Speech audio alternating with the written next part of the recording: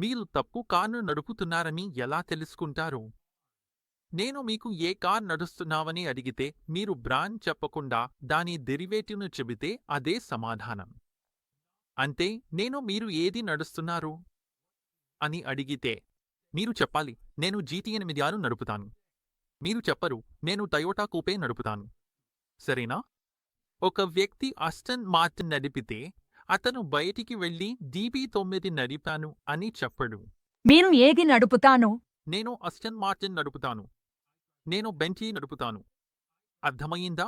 అవును, అది ముల్సాన్ అయినా కాంటినెంటల్ అయినా నేను చెప్పాల్సిన అవసరం లేదు, అది బెంట్లీ.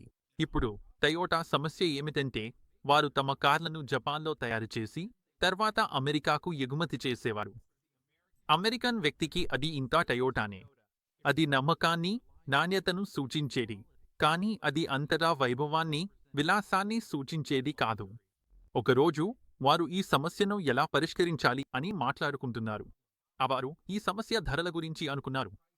అప్పుడు అకస్మాత్తుగా వెనక నుండి ఓ చిన్న గొంతు, ఇది ధరల సమస్య కాదు, ఇది బ్రాండ్ సమస్య, కాబట్టి మనం కారు మార్చాల్సిన అవసరం లేదు, కేవలం కారుపై లోగోను మార్చితే చాలు అని చెప్పింది. అప్పుడు వారు, దీనికి మనం ఏ పేరు పెట్టాలి అని అడిగారు. అప్పుడు సమాధానం వచ్చింది, ఇది ఒక లగ్జరీ ఉత్పత్తి. మనం ఏమి చేయాలి? ఇది అమెరికాకు లగ్జరీ ఎగుమతి. ఇది లెక్సస్. మనం అమెరికాకు అమ్ముతున్నాం. కాబట్టి US చివరలో పెడితే, పేర్లను కలిపితే లెక్సస్ అవుతుంది. ఇదిగో లెక్సస్ ఎలా పుట్టింది, దాని వెనుక ఉన్న మార్కెటింగ్ నిజం ఇదే. నేను యూట్యూబ్ ప్రీమియంను ఎప్పటికీ ఉచితంగా ఎలా పొందాలో, అలాగే మీరు ఇంటర్నెట్లో ఉన్నప్పుడు ఎప్పుడూ ప్రకటనలు చూడకుండా ఎలా ఉండాలో, ఇంకా మరెన్నో విషయాలపై వీడియోలు తయారు చేస్తున్నాను.